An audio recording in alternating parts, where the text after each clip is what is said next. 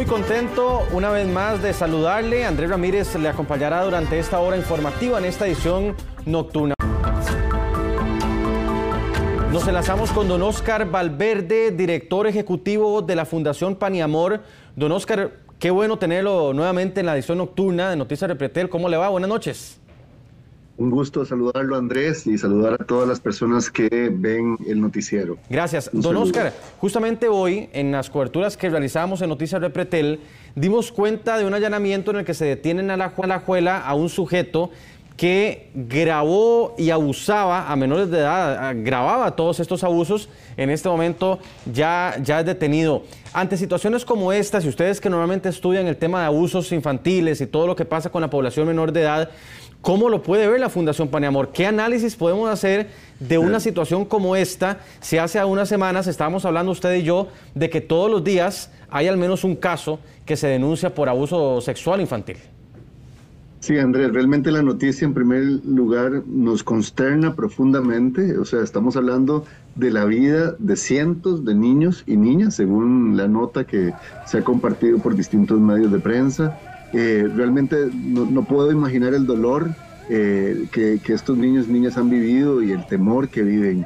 Esto nos consterna porque también habla de cómo los sistemas están fallando. O sea, nuestro país está fallando, la sociedad está fallando. En realidad, cuando hablamos de una persona que abusó sexualmente de cientos de niñas y niños y grabó los actos de abuso sexual, obviamente nos colocan frente a un patrón de violencia extrema, sistemática y planificada. O sea, no es una cuestión aislada. Estamos hablando de un tipo de comportamiento que no surge de la nada y que responde a una combinación de abuso de poder, obviamente, de manipulación, que es parte de lo que utilizan los abusadores sexuales de niños y niñas, digamos. El acceso no supervisado a víctimas, tendríamos que preguntarnos qué pasa con todas esas víctimas, cómo es que esta persona tuvo acceso a tantas víctimas, y la existencia obviamente también, porque también se habla del material de abuso sexual infantil, la existencia de mercados digitales, digamos, de alguna manera que facilitan la producción. Claro. Y la circulación de este material de abuso sexual infantil. Y esto,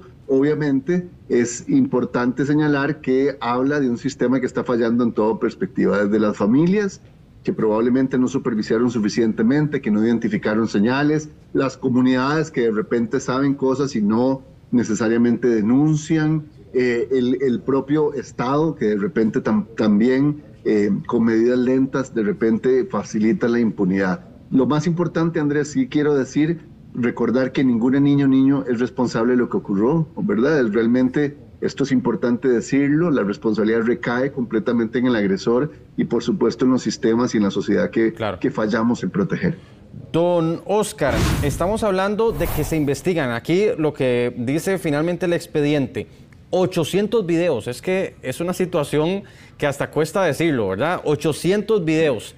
Se decomisaron, por ejemplo, trajes de superhéroes. Se decomisó un PlayStation porque los invitaba a jugar a la casa. Y estamos hablando de que en esos 800 videos es una enorme cantidad de menores de edad, muchos del mismo vecindario. A esto, lo actualizo para hacerle esta pregunta. ¿Cuál es el perfil criminal de una persona como esta? Para poder, o por lo menos, sospechar cuando uno conoce o ve a alguien con algún comportamiento de los que usted nos va a explicar. Ok, es importante, Andrés, decir que la ciencia no muestra que haya un estereotipo físico-social del agresor, ¿verdad? En realidad pueden haber personas de todos los niveles educativos, edades y profesiones, pero sí hay conductas que pueden ayudarnos o sea, que son como alertas, ¿ok? Por ejemplo, interés excesivo por pasar tiempo a solas con niñas o niños. O sea, si tenemos en el barrio un vecino y una vecina que disfruta estar mucho tiempo a solas con niños y niñas, obviamente ahí hay algo que no está del todo bien. Cuando se desdibujan los límites físicos o emocionales entre la persona adulta y la persona menor de edad, también es algo que debería alertarnos. Insistir, digamos, que esta persona insista en ofrecer favores, en hacer regalos, en hacer atenciones especiales a niños y niñas del vecindario, como es el caso de la nota, y buscar contacto digital privado, por ejemplo, en aquellos casos de quienes hacen el contacto a través de los niños y tratar de eliminar rastros o insistir en el secreto, digamos, con los niños y las niñas. Son todas alertas que la evidencia demuestra que debemos prestar atención, ¿verdad? Porque aunque no hay un perfil específico, es otra cosa importante decir, usualmente no son personas desconocidas, y esto es importante, no se trata de monstruos, se trata de gente cercana, gente conocida, y esto es importante plantearlo, ¿verdad? En la mayoría de los casos el agresor es alguien conocido del vecindario, de la familia, es alguien conocido por el niño y la niña. Cuando pensamos que el riesgo está afuera, en cosas externas, más bien debilitamos la protección, y precisamente la prevención requiere generar entornos seguros en la casa, escuela y las actividades cotidianas, pero también para esto tenemos que hablar con los niños y niñas de esto. De hecho, aquí hay una máxima, usualmente los agresores, los depredadores sexuales, los pedófilos actúan en el silencio, ocultando cosas. Para poder prevenir tenemos que hablar de esto y tenemos que hablar con los niños y las niñas de todos los elementos que ellos tienen que identificar para evitar riesgos y evitar daños. Claro, y justamente a eso iba, a esta, tal vez dos preguntas más, y esta es una de ellas, ¿cómo prevenirlo? ¿Verdad? En primera instancia, ya usted lo decía iniciando, ¿qué pasa con esa familia? No hay que confiarse, y aquí nos está esbozando algunos otros elementos, pero ¿cómo en un minuto podríamos resumir cómo evitar que eso le pase a mi hijo o al hijo de mi hermana o a las personas que tenemos cercanas? Esto porque incluso lo decíamos en la entrevista hace un par de semanas, 650 delitos sexuales al año llegan al OIJ, y eso lo que se denuncia, ¿verdad? ¿Cómo evitarlo? Bueno, en primera instancia, las familias y las comunidades tenemos que asumir nuestra responsabilidad, y cualquier señal de alerta, como las que acabo de indicar, que veamos, tenemos que sospechar. O sea, es mejor sospechar, denunciar, reportar y equivocarnos a desproteger a un niño o una niña. Entonces eso es importante, estar pendientes, supervisar, no confiarnos excesivamente de personas que, aunque sean cercanas y conocidas, si presentan algunas de las señales de alerta, no confiemos en esas personas y más bien tratemos de estar atentos, supervisar. Recordemos que los hijos y las hijas de las otras personas también son nuestra responsabilidad. Esto es importante como comunidad, cerrar el tejido social que protege a niños y niñas, sin duda es importante. La otra cosa importante es que la prevención no empieza con la sospecha ni con la identificación solamente, en realidad empieza con la conversación, y las familias aquí pueden prevenir mucho hablando con los niños y las niñas desde que son chicos sobre los límites corporales. O sea, el cuerpo es tuyo, nadie tiene por qué tocarlo, quien haga cosas que te hagan sentir incómoda, no es algo que no se debe permitir. El tema del consentimiento, de los secretos como peligrosos, de cómo pedir ayuda, de que siempre vamos a estar ahí para ellos, para protegerles y para creerles. Esto es muy importante. Cuando un niño o una niña nos dice que a alguien no le gusta, que se siente incómodo, no los forcemos, creámosles. O sea, lo primero que hay que hacer es creerles. Normalmente un niño o una niña no inventa una situación que ha resultado abusiva y que ha traspasado los límites corporales o emocionales de un niño o una niña. Hay que creer, porque ahí empieza también la protección. Claro, y en paralelo a todo esto, ustedes como fundación, que también lo habíamos conversado, tienen para este fin de año, arrancaron con la campaña Ama Tanto Como Podás. Recordemos eso y cómo la gente puede ayudar ahora que estamos hablando de menores de edad para aprovechar el tema también. Claro, Ama Tanto Como Podás busca precisamente convertirse en un movimiento nacional que vaya al encuentro de familias, comunidades, empresas, que nos sumemos para poder llevar móviles con equipos interdisciplinarios a comunidades y a familias para fortalecer las capacidades de niños, niñas, adolescentes, pero particularmente de las familias y las comunidades que les protegen, ¿verdad? Entonces la idea aquí es que nos puedan ayudar haciendo donaciones, patrocinando comunidades, de tal forma que nosotros podamos llegar a más comunidades a trabajar con familias, precisamente en la prevención del abuso sexual infantil, en la prevención del castigo físico y el trato humillante, en la prevención de las relaciones impropias que victimizan a muchas mujeres adolescentes, particularmente en el país, y que además genera como resultado embarazos en adolescentes, en relaciones de desequilibrio de poder, y también la prevención de violencias basadas en tecnologías. Pueden entrar a la página de Paniamor, www.paniamor.org, ahí van a encontrar información de cómo donar y cómo involucrarse. Don Oscar Valverde, director ejecutivo de la Fundación Paniamor, muchísimas gracias, don Oscar. Gracias, Andrés. A ustedes. Un placer conversar con usted. En otros temas, la policía encontró un teléfono celular que le pertenece a los sicarios que asesinaron a una mujer en Estrada de Matina, y mediante ese dispositivo podrían llegarle a los homicidas. En la línea del tren y frente a su casa en Estrada de Matina fue el último lugar donde estuvo Wendy Mayela Quesada Martínez junto a su pareja. 2 sicarios los observaron. Tenían como objetivo quitarle la vida al hombre, pero en ese momento el trayecto de una bala impactó la espalda de la mujer de 37 años.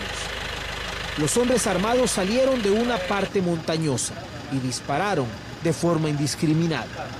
Y digo que, uy, santísimo Dios, ¿qué será eso, verdad? Pero ya me quedé ahí así, quietica ahí, cuando después yo vi muchas luces y focos y motores, y entonces me levanté corriendo a ver, digo yo, ¿qué habrá pasado? Y ya vi que eran las patrullas, que habían varias, y los cruzrojistas. El hombre se liberó, pero Wendy, la negra, como la conocían, fue una víctima colateral. Cuando escuchamos los balazos, era una lluvia de balacera y a nosotros nos dio miedo. Mi nieto y yo nos escondimos abajo de la cama porque sonaba horrible y como era cerquita, nosotros nos dio, más que a mí, que yo padezco de nervio y me dio mucho nervio, y él también estaba ahí conmigo a la par. Noticias de Pretel conversó con doña Marta Martínez, madre de Wendy, en su casa. Esto no era para ella. Que él cuando llegaron, la valieron a ella porque él corrió, dicen. Yo no sé, o es que ya se lo había llevado la policía, no sé. Ya después sí se lo llevó la policía a él. Algo así, porque dicen que cuando ella cayó, él la recogió y la abrazó y ella ya estaba agonizando ya. La última vez que usted habló con ella, doña Marta, ¿fue aquí en su casa? No, allá afuera. En 1 semana y media, la segunda mujer en Limón que muere de forma colateral. Hace tan solo unos días, Amanda Surieli Guevara Fajardo, de 30 años, falleció cuando llegaron sicarios para atacar a un hombre que tenía laborando en su casa. Es un aumento, ya la situación es alarmante, pero encima tiene un aumento aún más alarmante y lamentablemente requiere de acciones mucho más profundas. Las actividades policiales son importantísimas para contener, pero no resuelven el problema de fondo. Según los datos del OIJ, las víctimas colaterales este 2025 suman 81, 61 hombres y 20 mujeres. En promedio, una víctima colateral muere cada 4 días. La pareja de Wendy se presentó a la orden de la Fiscalía porque tenía una orden de captura por delitos asociados a la venta de drogas. Bueno, y un educador y un funcionario del Tribunal Supremo de Elecciones fueron detenidos como los presuntos líderes de una organización criminal dedicada a estafar con propiedades fantasmas. Según las autoridades, el grupo ofrecía terrenos inexistentes a precios atractivos para atraer a los turistas. Las autoridades señalaron que los líderes utilizaban su perfil profesional y su conocimiento institucional para reforzar la credibilidad del engaño. El caso continúa bajo investigación luego de algunos allanamientos que se ejecutaron este miércoles.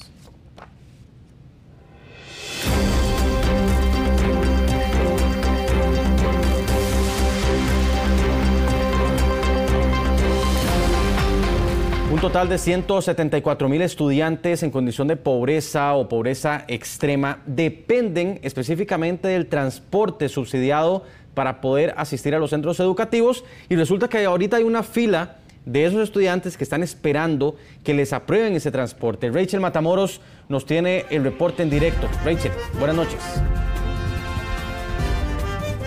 Es correcto, son miles de estudiantes que requieren del transporte y dependen del transporte estudiantil para poder asistir a las escuelas y colegios de nuestro país. Sin embargo, en estos momentos todavía se encuentran poco más de 12,000 estudiantes en lista de espera para poder tener cupos y poder trasladarse a los centros educativos. ¿Qué dice este estudio de Mideplan, las autoridades e inclusive los padres de familia? Bueno, todos estos detalles lo ampliamos en la siguiente información.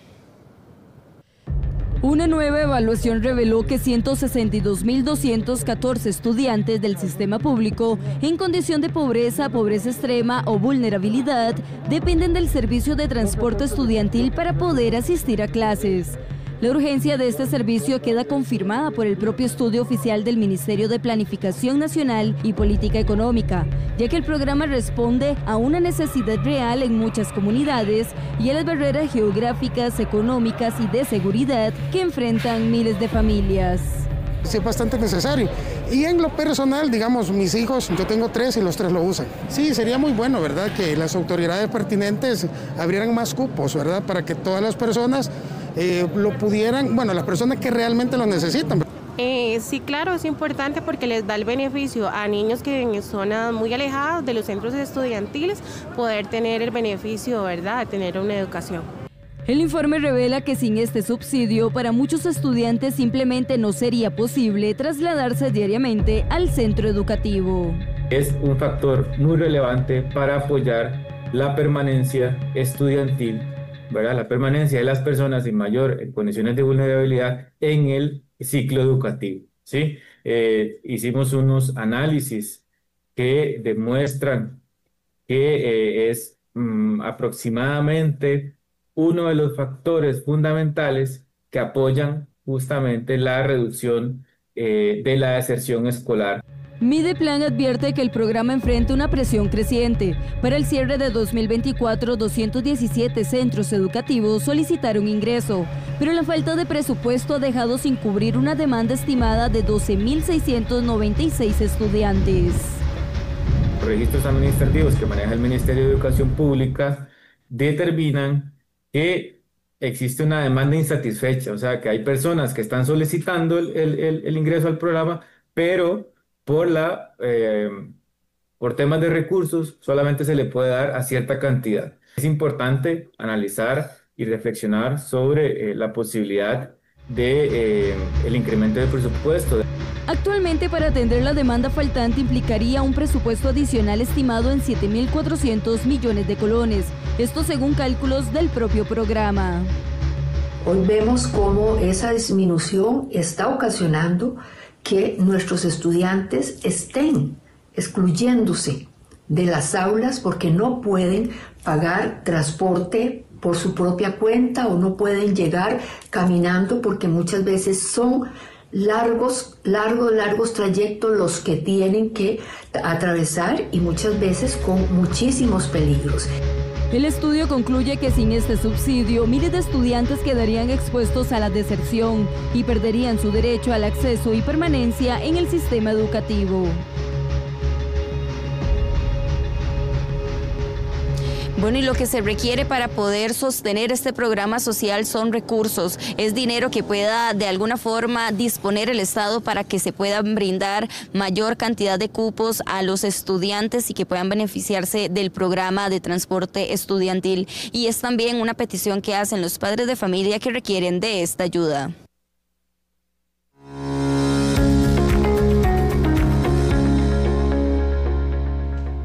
Y en nuestro enfoque económico tenemos un dato muy interesante. Ahí tienen ustedes a Jeffrey Naranjo. Un 46% de las personas que participaron en una encuesta admitieron tener algún tipo de deuda. Y hay errores que algunos están cometiendo cuando se endeudan. Jeffrey, usted nos cuenta. Buenas noches. Buenas noches, Andrés. No saber utilizar esto que tengo en mi mano le quita el sueño a muchísimos costarricenses. Las tarjetas de crédito son una de las principales causas de endeudamiento actualmente en nuestro país. Y en el mejor de los casos, deudas con tarjetas de crédito, pero estamos hablando también de gente que se endeuda a largo plazo comprando una casa o un carro. Muchos de ellos cometen errores que son fáciles de prevenir según los expertos. Efectivamente, hoy se da a conocer una encuesta por parte de la Escuela de Estadística de la Universidad de Costa Rica, donde de la cantidad de personas encuestadas, un 46% de ellos tienen algún tipo de deuda, pero estas personas muchas veces, algunos de ellos incluso no saben, hay costarricenses que reportan que no saben cómo gestionar una deuda o algunos cometen errores que pueden dificultarles salir de este proceso. Nosotros les vamos a contar en la siguiente información cuáles son esos errores más comunes que comete la gente a la hora de endeudarse y también cuáles son los tips, por así decirlo, o la información que debe tener una persona en cuenta antes de asumir una deuda deuda para evitar que muchas veces acabe en un cobro judicial o en un proceso en los tribunales de justicia. Veamos en la siguiente información cuáles son esos detalles. Si usted es una de esas personas que en este momento tiene una deuda o está pensando en adquirir una, que debe tener en cuenta. Escuchemos de la voz de los expertos. ¿Tiene usted cultura financiera? Tal vez sea ese grueso de la población que no le enseñaron a ahorrar, cómo gestionar un crédito o qué no hacer si tiene una deuda. Temas vitales en un país donde un 46% de las personas que figuraron en la encuesta Actualidades de la Universidad de Costa Rica admitieron tener algún tipo de deuda. ¿Pero por qué se está endeudando la gente principalmente? Yo todavía no entiendo qué es lo que sucede con el mercado, porque hay personas que tienen tarjetas de crédito topadas y siguen recibiendo ofertas para suscribir una tarjeta de crédito. Inclusive se las envían a su casa, a su oficina, y a veces inclusive les otorgan una tarjeta de crédito sin ni siquiera firmar un documento que garantice en el caso de que incumplan con el pago. Es una modalidad fácil de tener dinero rápido, dinero fácil. Nadie recibe educación financiera. Entonces compramos por antojos, compramos por el apetito, compramos por el gusto, compramos para impresionar, compramos para satisfacer nuestros gustos, no nuestras necesidades. Y en ese orden de ideas, las personas se endeudan con tal de cambiar la pantalla por una pantalla más grande, comprar un teléfono más nuevo, inclusive cambiar su vehículo por uno de una gama superior. Algunos resultados de esta encuesta muestran que la mayoría de las personas endeudadas tienen un perfil de tener más de 50 años, algunos con educación secundaria completa y también personas casadas. Hay errores muy comunes, sin embargo, que están cometiendo las personas a la hora de endeudarse y también detalles que pasan por alto antes de adquirir una deuda, por ejemplo con tarjetas de crédito, que son las deudas más comunes en Costa Rica. Primero que nada, tengo que hacer una lista de todas las cosas que yo tengo que pagar y saber que yo puedo y tengo la capacidad de pago a corto plazo y a largo plazo de pagar esas deudas. Tiene que analizar muy bien el interés que le ofrece el banco, porque en algunos casos es interés variable y entonces la cuota, los primeros 3 años es una cantidad de dinero o los primeros 5 años es una cantidad de dinero y luego entra en un proceso de interés variable. Entonces sube y baja y en algunos casos sube una cantidad muy grande que no puede cancelar la persona. La Defensoría del Deudor asegura que si una persona llegó al punto de no poder pagar una deuda, no debe dar todo por perdido. En Costa Rica, los deudores no son delincuentes. Los deudores tienen derechos y como tales pueden defenderse en los tribunales. Porque muchísimas de las deudas, sobre todo que tienen que ver con tarjetas de crédito, son deudas que ya no se deberían cobrar. Son deudas muertas, deudas que ya están prescritas. Muchas empresas y bancos que ya no están en Costa Rica, por ejemplo, vendieron su cartera de crédito hace 5, 6, 7, 8 o 10 años. Venden la tarjeta de crédito a una gestionadora, a una cobradora y esta va a llevar el documento a un cobro judicial. Pero esa deuda no hay que pagarla porque esa deuda está prescrita. Muchas veces se compra por impulso, presión, o hay personas que se dejan llevar por la época navideña, por ejemplo, y gastan de más. Pensar, planificar y tener certeza de los ingresos y gastos de su hogar pueden ahorrarle un mal rato que para algunos se convierte en años de endeudamiento y tensión. Jeffrey, usted nos dirá también con todo lo que logró indagar para la entrevista, si dentro del mal uso de la tarjeta de crédito está el no revisar los estados de cuenta, porque a veces muchas personas empiezan a acumular deuda porque no se fijan ni siquiera de la fecha de corte. También va un poco por ahí.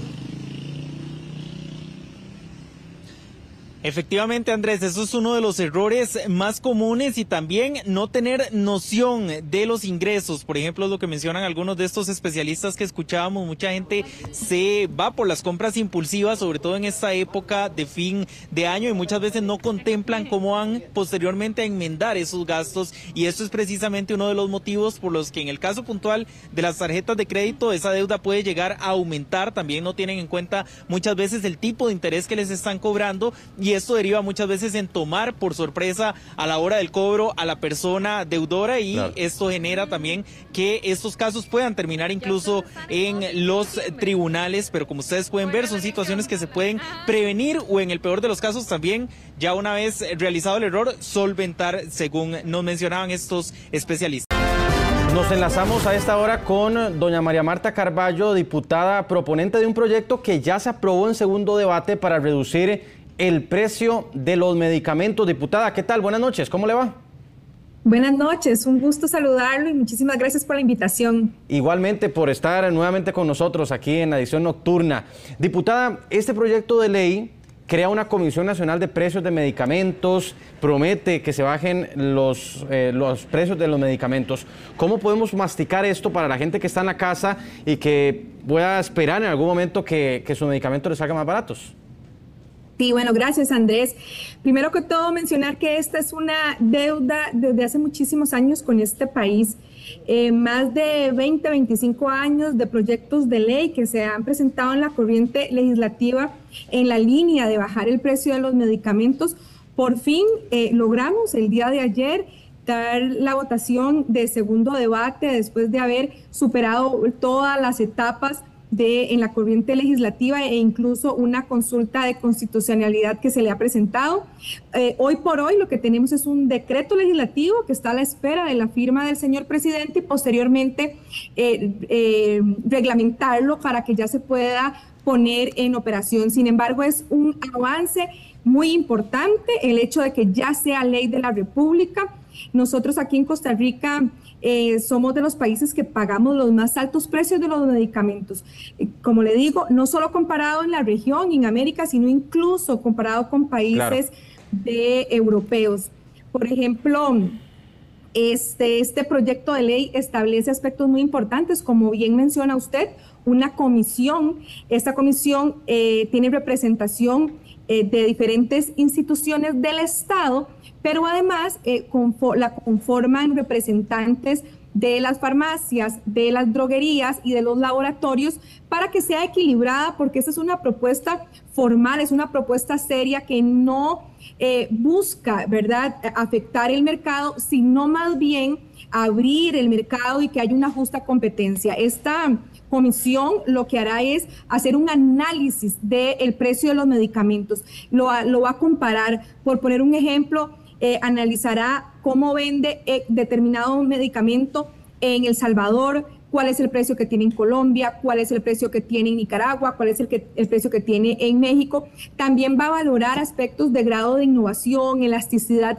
del medicamento, sustitutos existentes. Hace un análisis profundo y técnico, no es una ocurrencia, por así decirlo. Y basado en ese análisis, entonces es que va a determinar el precio en el que los grandes laboratorios internacionales, mayor conocido como la Big Pharma, nos va a vender a Costa Rica. Porque es importante mencionar, Andrés, que el problema del alto precio de los medicamentos en Costa Rica no es porque las farmacias que nosotros conocemos en los diferentes barrios vendan los precios altos por gusto. Es que los grandes laboratorios internacionales nos venden a Costa Rica catalogados como si somos un país de ingreso medio, ingreso alto. Entonces, el mismo medicamento que venden en otros países, a nosotros nos lo venden 300% más alto. Entonces, esa es la razón de ser de los altos precios de los medicamentos. Este proyecto incluye otros aspectos, pero este es el aspecto medular del proyecto, porque es lo que realmente requiere el país para impactar el precio de los medicamentos, y es un mecanismo que ya han tenido que utilizar otros países. Diputada, nosotros pues ¿sí? Sí, no, perdón que la interrumpa en esto que nos está explicando muy bien sobre el tema de esta comisión. A ver, ¿hay presupuesto o se tiene que crear un presupuesto para esta comisión? ¿Cómo se va a trabajar eso? Porque a veces resulta que se aprueban leyes y luego dicen, pero lo aprobaron sin presupuesto. Eso en primer lugar. No requiere presupuesto. Sí. No requiere presupuesto porque la representación es de ministros, ¿verdad? Entonces es que se sienten y se reúnan. Es conformar la comisión, pero no requiere presupuesto, no requiere dietas. Entonces está el MEI que lidera, por ser un tema de comercio, está la representación de la Caja, está la representación del Ministerio de Salud, está representado el sector privado también. Entonces no requiere presupuesto. Por ponerle otro ejemplo, si usted me lo permite, que no requiere presupuesto, es el tema del observatorio de precios. Este proyecto de ley establece que los costarricenses tienen derecho de tener una plataforma donde puedan accesar la información y saber este medicamento, en cuánto me lo venden en esta farmacia o en esta otra farmacia. Bueno, no requiere un presupuesto extra porque ya el MEIC tiene esta plataforma para otros servicios. Entonces ellos dieron el aval de incluir esta información dentro de esa misma plataforma que ya existe. Ahora, diputada, el precio final que farmacia X y farmacia Y le quiera poner a un medicamento específico, eso sigue siendo la libre. Exactamente, no es una regulación de precio, es un precio de referencia, y esa pregunta, Andrés, me parece muy valiosa y muy importante para las personas que son muy defensoras del libre comercio, que yo también lo soy. Yo realmente soy del pensamiento que el comercio y el mercado no debería de tener una regulación directa, a no ser casos muy específicos como este caso propiamente de los medicamentos, porque el medicamento no es si yo decido o quiero comprar un carro o un teléfono o una camisa, es que las personas no tienen opción. Sí o sí tienen que comprar el medicamento para su tratamiento, en la mayoría de los casos tratamientos crónicos que sí o sí requieren el medicamento. Entonces, en esos casos, digamos, sí debe existir un mecanismo que pueda de alguna manera establecer algún precio de referencia, que es lo que nosotros estamos estableciendo. No regulación directa de precios, pero sí es importante mencionar que hay países que han tenido que recurrir a la regulación de precios. Sí, les pongo el ejemplo de Argentina. Tenían regulación de precio directa desde 1995, me parece que era la fecha. Milei, por su ideología, llegó, la eliminó. Los precios se dispararon a tal manera que él mismo, aún con toda su ideología, tuvo que volver a establecer la regulación de precio directa. Diputada, hay diferentes modalidades. Claro, no, me queda muy poquitito. Entonces, nada más quiero que me resuma esto, porque mucha gente nos lo podrá preguntar después. ¿Cuándo entonces comenzaría a verse esto? Porque entendemos que falta la firma, ya usted nos explicaba que después hay que hacer un reglamento. ¿Cuánto ustedes proyectan, o si ya en el proyecto hay plazos establecidos que en 30 segundos usted nos pueda resumir?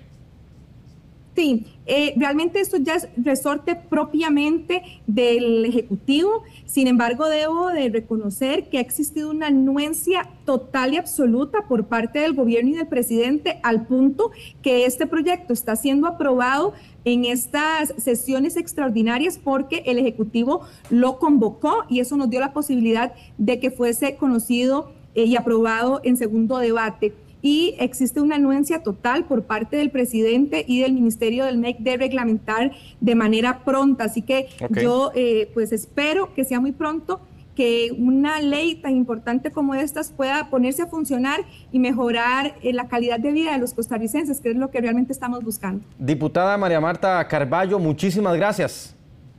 Gracias a usted. Buenas noches. Buenas noches, diputada. Muy amable por acompañarnos. Continuamos.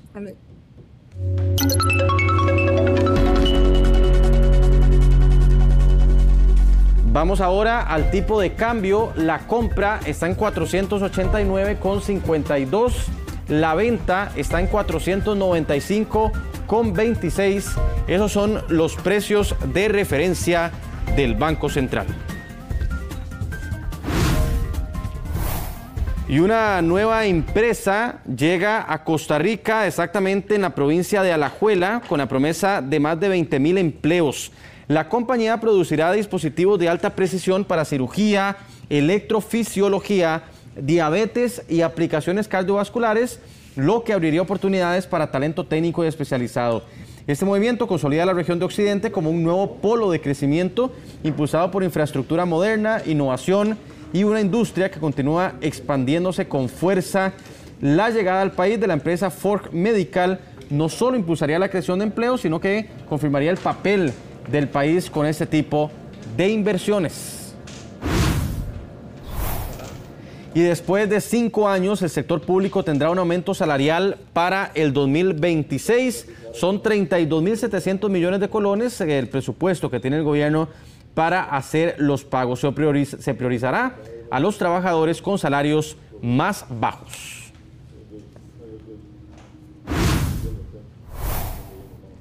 Y el presidente de la República, Rodrigo Chávez, viajará este jueves a El Salvador como parte de una visita oficial. Visitará la megacárcel Secot y se reunirá con el mandatario Nayib Bukele para continuar con acuerdos bilaterales, principalmente en materia de seguridad, Chávez regresaría al país este viernes.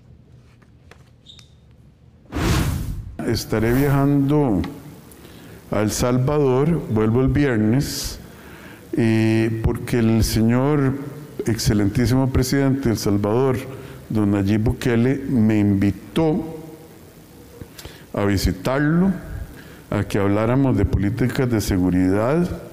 Voy a ir a conocer el SECOT, esa famosa cárcel de alta contención que contribuyó a que Salvador se convierta en se haya convertido más bien en uno de los países más seguros del mundo.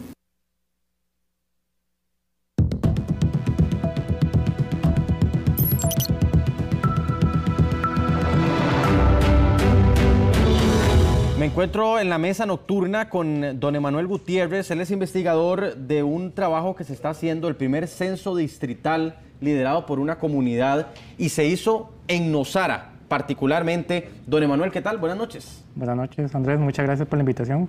Don Emanuel, vamos a los datos. Primero, bueno, ¿qué los lleva a ustedes como comunidad a hacer un censo y cuál era el objetivo?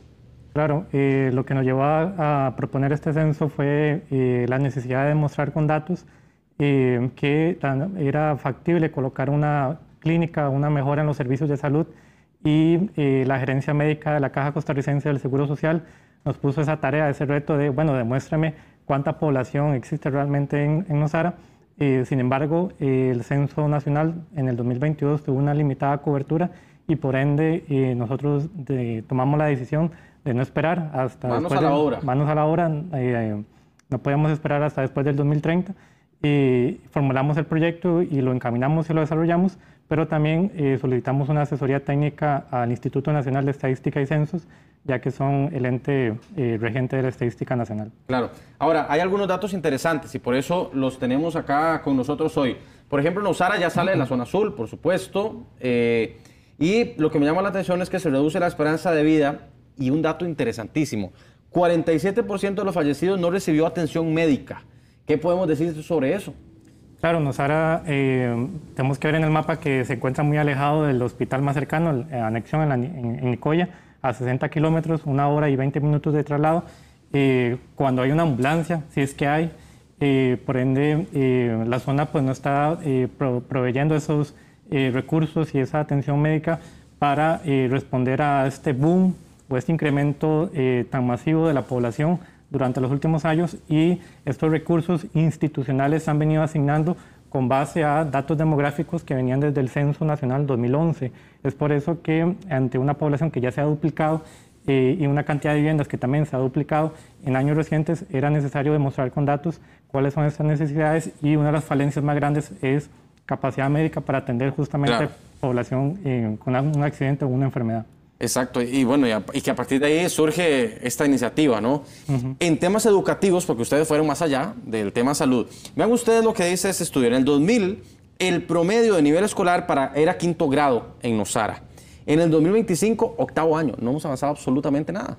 No, y lo más triste es que cuando desagregamos los datos y vemos cuál es la escolaridad que nos encontramos fuera de las zonas turísticas, ahí nos encontramos con 6º grado, es decir, el local, la persona local que ha nacido en Nosara apenas ha progresado 1 año en escolaridad durante los últimos 25 años, y si seguimos este ritmo, pues nos puede tomar hasta 2 siglos, ¿verdad?, tener una población con escolaridad que le permita acceder a estas oportunidades económicas que trae toda esta inversión extranjera que ha venido desarrollándose en la zona.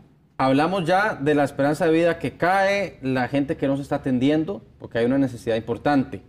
Estamos hablando del tema educativo, que me parece increíble que se haya avanzado poco en tan amplio margen de tiempo. Y ahora vámonos, por ejemplo, al sector de construcción. Dato interesante, solo 2 de cada 1000 obras son públicas. Correcto.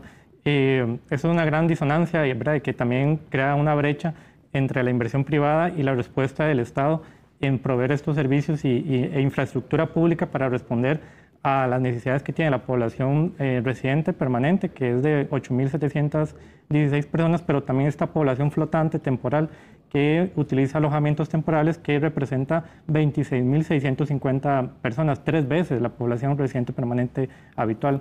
Esto es básicamente un llamado de alerta al Estado de que si no responde con los recursos públicos que corresponde, este desfase lo que crea es una brecha social, pero también un desbalance en la parte económica y ambiental que genera un retroceso en todos estos indicadores que estamos observando. Así es, y tras de eso, si unimos todo esto, la tasa de delitos más alta en Guanacaste la podemos encontrar ahí. Esto es lamentable, por supuesto, y entiendo que incluso para ustedes que son de la zona, qué difícil hablar de tener que ostentar un título de este calibre, ¿no? Sí, correcto. El impacto de los sucesos de seguridad que están ocurriendo en Nosara ha tenido una repercusión, y es ahí donde tenemos esta correlación entre si no cuidamos lo social, vamos a tener una afectación económica. Si tenemos una mala imagen en temas de seguridad, efectivamente se reducen los ingresos de los comercios y las personas en la comunidad, y acrecenta estos problemas porque se reducen las oportunidades que ya de por sí están limitadas. Es por eso que pedimos esta reacción de parte de las autoridades de gobierno, pero también del Poder Judicial y Poder Legislativo, para que se intervengan estos problemas, y también ya tenemos estos datos que son frescos y representativos, claro, con un 95% de cobertura, para que las decisiones y políticas públicas se comiencen a ejecutar lo más pronto posible. ¿Cuántas personas viven en Nosara hoy?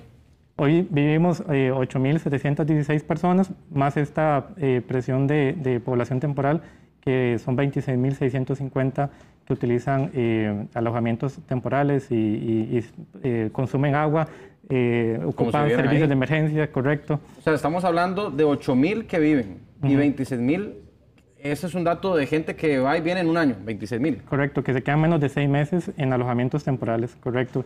Trabajadores de construcción, personas que están de nómadas digitales, personas que les encantó el lugar y se quedan 2 meses, 3 meses. Estas personas, de hecho, tienen consumos de los recursos un poco más altos porque, como están de paso... Eso sí es bueno. En realidad no, porque satura los servicios, ¿verdad? En la parte social, aunque en la parte económica pues produzca compra de productos y servicios, pero la parte social no está siendo compensada o balanceada para que haya una equidad o un acceso adecuado para toda la población, no solamente esta que nos visita, sino también la población local. En un minuto, ¿qué sigue ahora? Ya tenemos estos datos, están muy buenos, muy interesantes. Nació por una necesidad de la caja y de salud. ¿Qué sigue ahora? En un minuto. Un minuto. Ahora nosotros tenemos datos que nos demuestran o nos dan este camino para poder ejecutar intervenciones que no solamente toquen educación o salud por aparte, sino que vengan a ser estructurales o sistemáticas. Todo va correlacionado en un destino tan pequeño como Nosara, pero que a la vez tiene complejidades como la alta tasa de migración, una alta mortalidad, inseguridad y demás. Al mismo tiempo, nosotros queremos solicitar proyectos y presupuestos para ejecutar programas, porque si no se actúa ahora, el costo económico de atender estas necesidades, conforme se vayan degradando estos indicadores sociales, va a ser muchísimo más alto y le va a costar no solamente al sector privado, sino también al sector público millones de colones en el futuro cercano. Y también nuestra visión es motivar e incentivar a otras comunidades para que puedan replicar este tipo de esfuerzos. Estamos abiertos a compartir los aprendizajes, las metodologías, y también darle mentoría a otras comunidades para que no se esperen, tengan esta propiedad de los datos, perseguirlos, entender qué es lo que está sucediendo. ¿En el NEC lo tomaron bien? Sí, de hecho nos dieron este acompañamiento desde el inicio hasta el puro final en temas de capacitación, herramientas y apoyo técnico en general, y ahora pues estamos viendo esta necesidad, no solamente en Nosara, sino en otros lugares que están viviendo fenómenos interesantes como la gentrificación y demás. Claro. Don Emanuel Gutiérrez, investigador de ese primer censo distrital, liderado por una comunidad que además es ejemplar, es un buen ejemplo para otros distritos, otros cantones, que se pueda realizar de esta forma. Muchas gracias por habernos acompañado hoy. Gracias, Andrés, un gusto. Muy bien, muy amable. Continuamos. Por su sintonía, muchísimas gracias. Andrés Ramírez acompañó durante esta hora informativa. Que descanse. Hasta luego.